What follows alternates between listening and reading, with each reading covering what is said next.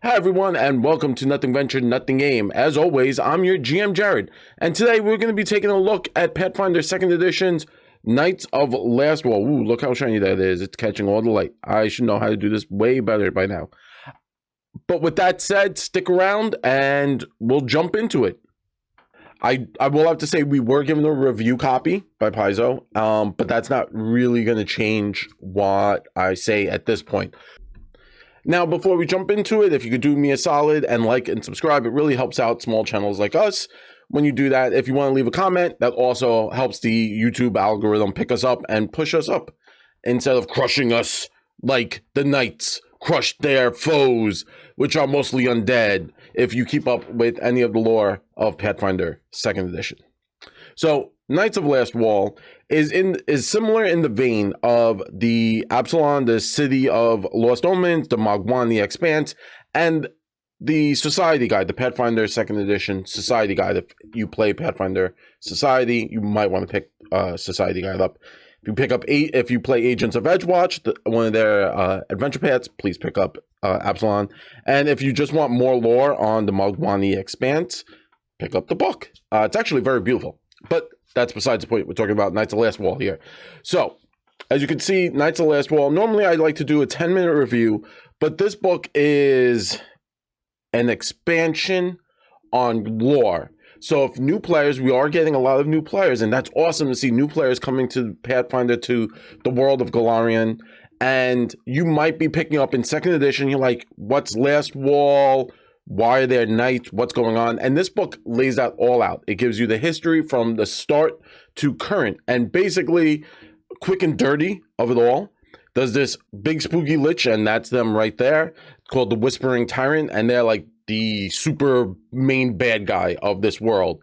The Whispering Tyrant was locked away, and the knights were set up to defend them. Well, and basically in one of the latest adventure paths from First edition, the Whispering Tyrant gets out, takes their vengeance out on the knights, blows up the city that's kind of defending, and now they call themselves the Knights of Lastwall, like it's their last protection against them. So what do you really get here?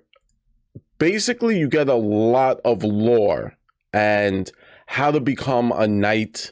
You get a lot of information. There is a few reprints of certain items that you've seen earlier, and I'll jump into that a little later. There are 8 new backgrounds specifically set to being a knight in this universe. There is a lot of lore, and I can't stress that enough.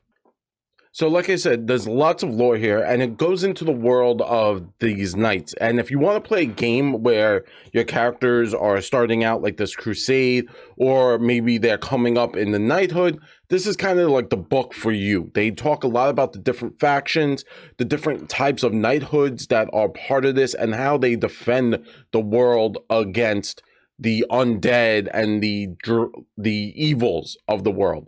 Now, it's kind of funny that this book came out because right before this book, we did a review on the Book of the Dead, which is a massive book. You should check it out. The link's in the description below, obviously. But the Book of the Dead is basically all undead. So it's kind of like serendipitous that this book came out because let's say you're playing a game where you're fighting a lot of undead, you might want to play a knight from Lastwall. So what you see over here is like the Wing Squadron, which is a sprite. There's like a bat looking kind of sprite, and they have a corgi mount. That's kind of like part of their lore if you're a sprite. And you can see they're mounted up, and they got their little javelin. Joust? Lance. There it is. Lance. They got the little lance. They got the armored up. They got a little wooden shield, and they're ready. That corgi looks ready. Fights. Don't mess with corgi mounts, man. They'll get you. But so that's, they kind of talked about a lot, and again, this is a lot of lore, right? Like you're catching up. You're really just catching up on what's going on. If you play a champion, they go into like the different oaths and what they like. Maybe that oath might lean one way with like a certain group of these knights, and they keep going into them, and it's beautiful artwork, right? You see like an elf knight right there, and you don't really get to see a lot of like knights that are elves. It's, you know, They have like the Crimson Oath, and they talk about this oath and what that oath is. And it's very like, I always like when they give you these oaths, because in my head, you could play a Green Lantern like character, right? And you know, like when the Green Lantern's like trying to muster their willpower, right? And you could play a high will based character. You could say your oath, right? And it's like a little bit more to your role play, and that's really cool. And they give you the oaths on that, and little symbols of what it like, the icons and maybe the banners. And that's this section. You know, it's what's it's like in the knighthood. Now, also when you're playing a champion, obviously, or a cleric, those two kind of fall in line with joining the Knights of Lastwall. Obviously, you don't have to be a champion. It just lines up very specific to being a knight, like you're already a champion of that god. But you could play an oracle, you could play a druid, and they talk about the fate, different fates that are in here. And what's really cool is some of the gods that they bring up have already came out in Gods and Magic, which was an earlier book, and you should pick, again, that's a really great addition to any GM and any player. It has a lot of magic in there. It has boons and banes for the like the gods, if they're like looking happily on their players, or you know, they don't like them. And you see here they have Eomade, the Inheritor. She's a extremely famous deity in the world of Golarion. She is the epitome of like lawful good. She's a knight. She was a knight to the original human deity and Aradin, and he appointed her like his successor in their power. And her whole thing is destroying the Whispering Tyrant, but also, you know, she's very strict. One of the iconics, this is her deity, and it's really cool. But like I said, they also talk about different deities. And you see you have Milani the Everbloom, and this is a deity. They're not so much a deity as they are like a high powerful angel, and but you can still worship them. And this was a god that you now have like kind of like artwork for, and you could see their symbol, and again it gives you the layout of exactly who they are. Especially in Gods and Magic, they put a ton of new gods in there, but obviously they couldn't get all of them. So if you're kind of focused on like the being a knight, and you see this one's chaotic good, so again it gives you a dichotomy where you could play a chaotic good hero and have a very powerful deity of your choice. And then they bring in the different pantheons. You don't have to be a paladin or a champion or a knight of a single deity. You could be a champion or a crusader for a pantheon of deities. You see here they talk about like the Grave Lady's Guards, and it's specific what the lore is for that, the Endless Road, and those, and like the kind of gods and the edicts that kind of bounce off of that. Again, beautiful artwork. You have a dwarf there with their clan dagger, which is really awesome. We don't get enough pictures of all the weapons, and seeing like dwarven weaponry is kind of cool because it has like it stands out when you see it. You know exactly what you're looking at. So these are the pantheons, and this is still part of the section of the world of the knighthood. And over here in the next chapter, the Knights of Lastwall options, this is where you get into your backgrounds and stuff. Like I said, 8 new backgrounds, specifically kind of tying into the Lastwall Knights. This is really cool artwork. It's splat artwork. We've seen this Lastwall Crusader before in other books, but again, still very beautiful artwork. And here you go, your new backgrounds. You got your Once Bitten, the Ozem experience. Now Ozem, the Knights of Ozem, was what was the Knights of Lastwall before the Whispering Tyrant destroyed them. So these are like very much tied into that. And again, if you're thinking about playing a campaign where you're dealing with a lot of undead, maybe you're going to go fight the Whispering Tyrant, this is kind of something you want to like pick up and have as backgrounds. Obviously not everyone has to do this, and they tell you, you know, all classes are welcome. So if you have a player who's like, I really want to play a druid, they would work out perfectly fine. The knights don't just say like you have to be a martial class. You could be any class and fit right in. So you could do an investigator and be fine. You know, maybe they're fighting a vampire lord. So again, like I said earlier, there are a lot of reprinting stuff, and the Knights Vigilant was from an earlier archetype, but now they're giving you more. They're adding in more feats for these classes. So you see here, they actually have something that I thought was kind of funny because I like the Soul Warden class, and they have instant armor, which is a 10th level feat. And you kind of just you perform a 10-minute ritual and you conjure this magic armor. It phases away if you put on a different armor, but it's very similar to that the Soul Warden class. And again, there's a lot of stuff here, new archetypal features for this class. Moving forward, there's another one, the Nitro Clement. Again, they tell you how to be this. I love this picture of this dwarf. I feel like the dwarf's holding their axe backwards. I might be wrong. And again, a lot of these features feats are at higher levels, so 7th, 10th. So it's really cool. Voice cold as death. That's single action. It's really awesome. You can't be fatigued. That one kind of comes in every so often. Another something I want to talk about here. They talk about these other archetypes later on, and really cool character design. Again, you have your character in your battle chair, and with the Guns and Gears book, you can outfit your whole character at this point. So that wheelchair is going to be destructive at higher levels. And they talk, so jumping away from that, the Knights of Lastwall, they have like these new techniques that can kind of fit in. So they talk about these archetypes that feats in this section as additional to your nightly training. So again, you this is kind of saying, like, let's say you're building a character and you're playing through we're growing into this knighthood. You could take these feats additionally. They're reprinted feats, but you could take them and add them to your character instead of just going down a specific path. So let's say you're playing an investigator, right?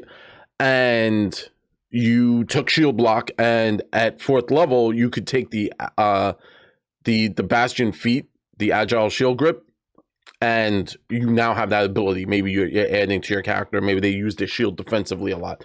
That's something they could do. I also want to point out they're giving the love to the Cavalier. There's a few dedications. There's a few things in this book that talk about the Cavalier. Here is one, they talk about the Cavalier. And later on, there is a weapon in the latest sections that says, like, if you have the Cavalier banner and you have this weapon, it works together, and that's really awesome.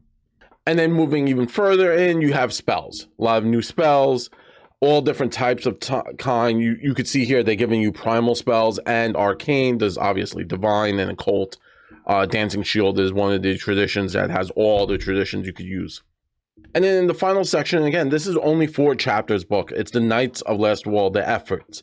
And this section, again, is more lore. It talks about like what they're doing, what their world looks like, and how they're affected by the different worlds. Maybe you're in Tianxia and you're dealing with different kinds of problems, because maybe it's not so much the Whispering Tyrant, or maybe they have the Whispering Tyrant has agents there and you're dealing with specifically those agents. Or you're in the Gravelands and you're in the heart of the fight. Over here in the Gravelands, you could see you're in the mix. This is it. This is the Gravelands is the epicenter of everything negative happening in the world right now. And this kind of just talks about how it is and what you're doing there. And again, it talks more and more about the different lands and areas and how they are being affected, or how they interact specifically with the Knights of Lastwall. Hobgoblins have now become a predominant player in the world. And you have Oprak, which is the nation of hobgoblins, and how they interact with the Whispering Tyrant. What's going on there. Ustalav, which is your stand-in for your Gothic Victorian, Dracula, all that jazz, Wolfman stuff, and how they deal with that. In Ustalav, they deal with the Whispering Tyrant. They've been dealing with the Whispering Tyrant and Undead. There's Undead everywhere. Knights of Lastwall, you're dealing with a lot of people from Ustalav. So where do we sit with this book? As a GM, is this book necessary? You know, it is standard retail price, full price for the hardbound, and you know, what are you getting from here? It's a lot of lore, which is great, especially if you play in specifically in the world of Golarion and Pathfinder, and you've been following that, or you're new and you're catching up and you want to read as many lore books. Yeah, you should pick this up. If you're more homebrew and you're just looking for options, honestly, it would be kind of not terribly hard, but like a lot of these options are very specific, not specific, but like the backgrounds are very specific to being a knight. You know, the feats, you're fine, right? Feats are feats. They change the game on what you're doing, but obviously if you're playing a campaign and you're not fighting undead, a lot of this stuff doesn't you know, some of their stuff doesn't work well, and you'll have to like figure out what works well. Do I think you need this book? I'm gonna fall back on what I said about Absalom City of Lost Omens, and that is great. It's an amazing book, artwork stupendous, pretty, lots of lore. I'm a lore junkie and I love it. If you're not like me and you're not really into the lore, you could move on from this book and wait till they bundle it, or it goes on sale, or maybe someone, one of your friends gets you a gift card or something specifically to picking this up through the, you know, Paizo website. Obviously links in the description below that will link to the book. But that's kind of where I stand. It's great for lore, and the items are awesome, and the class features and the new stuff that they add, yeah, pretty cool. Do I think you need this book if you're playing something homebrew or you're not really dealing with the Lost Omens? Maybe not, right? You might want to put this, you might want to wait, grab Book of the Dead, which is great because it has tons of new features, new monsters in it. You know, grab that book and then, you know, hold on. You know, wait, maybe if you don't got the free cash, you could hold off. But with that being said, I am your GM Jared. I want to say thank you very much for sticking around. Hope you enjoyed this video, and peace.